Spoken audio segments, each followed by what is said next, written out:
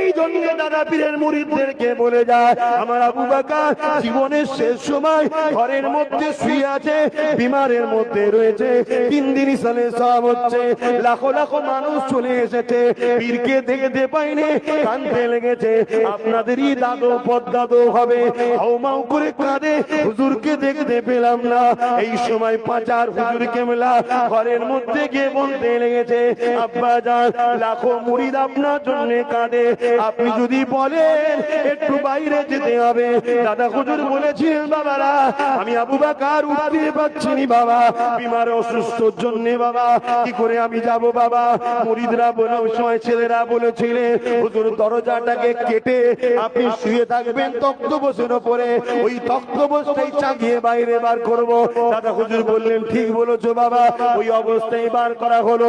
দরবারে যখন বার করে, বিশাল চিৎকার দিয়ে লাখো মানুষের চোখের পানি। দাদা হুজুর কি বলেছিলেন, বাবারা কুল্লু নাফসিন যায়িকাতুল মউত, কেঁদো না বাবা, কেঁদো না বাবা, সবাইকে একদিন মৃত্যুর স্বাদ চাখতে হবে বাবা। আমি আবু বকর তোমাদের জন্য বাবা অনেক কিছু করে রেখে গেলাম। এই বাংলা শেরেক ভরা ছিল, তাকে আমি মুক্ত আল্লাহ করিয়েছে আমার দ্বারা। পীরের নামে জবাই করা হতো, আমি বন্ধ করেছি।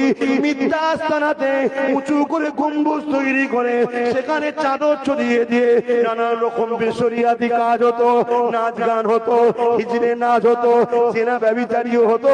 আমি আবু বকরের দ্বারা আল্লাহ বন্ধ করিয়েছে বাবা। অনেক বেশরিয়াতি শিরকি কাজ ছিল, আমি আবু বকরের দ্বারা আল্লাহ সংস্কার করিয়েছে বাবা। আমি আবু বকর চলে যাব। আমি তোমাদের কাছে 3টে জিনিস রেখে যাচ্ছি বাবা। প্রথম নম্বর হলো আহলে সুন্নাত ওয়াল জামাত, যে সিলসিলার আমি ইমাম হয়ে এসেছিলাম। দ্বিতীয় নম্বর হলো আমার ওসিয়তনামা, এটাকে তোমরা ধরে রাখবে।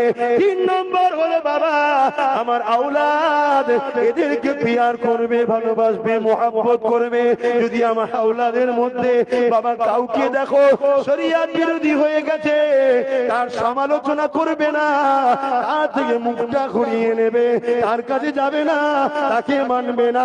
তুমি যদি মুরিদ দাবি করো, তাহলে রাস্তায় কেন দাঁড়াও?